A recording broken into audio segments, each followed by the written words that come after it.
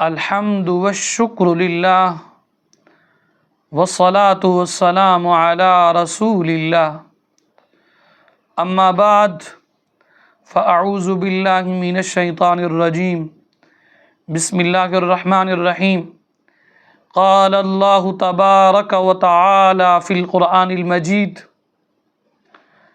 قل ان صلاتی ونسکی ومحیای ومماتی للہ رب العالمین لا شریک لہ وبذالک امرت وانا اول المسلمین صدق اللہ العظیم۔ سامعین و ناظرین، آج کے درس کے اندر ہماری گفتگو کا عنوان ہے قربانی کے معاشی فوائد۔ قربانی کے معاشی فوائد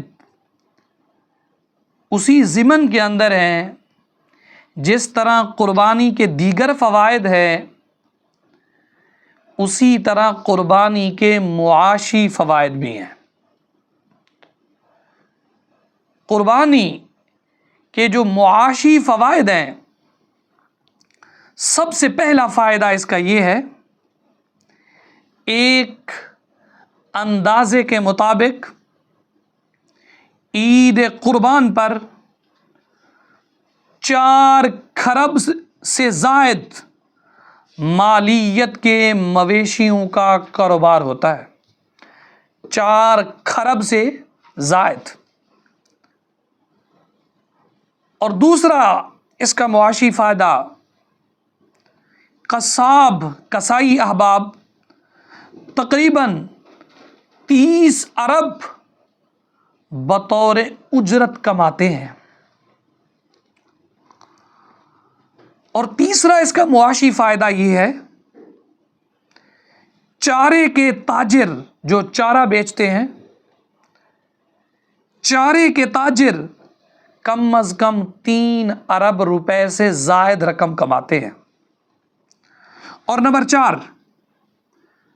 جن احباب کے پاس گاڑیاں ہیں، ڈالے ہیں، مزدے ہیں، وہ تقریباً اپنی گاڑیوں میں جانور لے کر اربوں روپے کماتے ہیں۔ اور 5واں معاشی اس کا فائدہ یہ ہے، غریبوں کو مزدوری مل جاتی ہے، کسانوں کا چارہ بک جاتا ہے، گاؤں والوں کو ان کے مویشیوں کی اچھی قیمت بھی مل جاتی ہے۔ اور نمبر 6،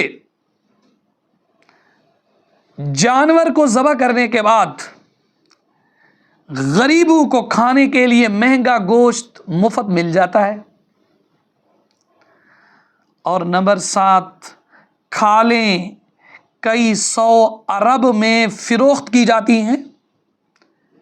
چمڑے کے کارخانوں میں کام کرنے والوں کو مزید ملازمتیں میسر ہوتی ہیں، دستیاب ہوتی ہیں۔ اور نمبر 8، جو شخص یہ رقم کمائے گا، جب وہ اسے اپنی ضروریات پر خرچ کرے گا تو کھربوں روپے کی کاروباری سرگرمیاں وجود میں آئیں گی۔ نمبر 9، اس قربانی سے نہ صرف غریبوں کو گوشت ملتا ہے بلکہ آنے والے سال بھر غریب لوگوں کو روزگار بھی ملتا ہے۔ نمبر 10، دنیا کا کوئی ملک اربوں روپے ٹیکس لگا کر کمایا ہوا مال غریبوں میں تقسیم شروع نہیں کر سکتا، تب بھی غریبوں اور ملک کو اتنا فائدہ نہیں پہنچ سکتا جتنا اللہ کے ایک حکم پر غریبوں کو اور ملک کو فائدہ پہنچتا ہے۔ نمبر 11، معاشیات کی زبان میں اس قربانی سے دولت کی گردش کا ایک چکر شروع ہو جاتا ہے جس کا حساب لگانا حیران کن ہے۔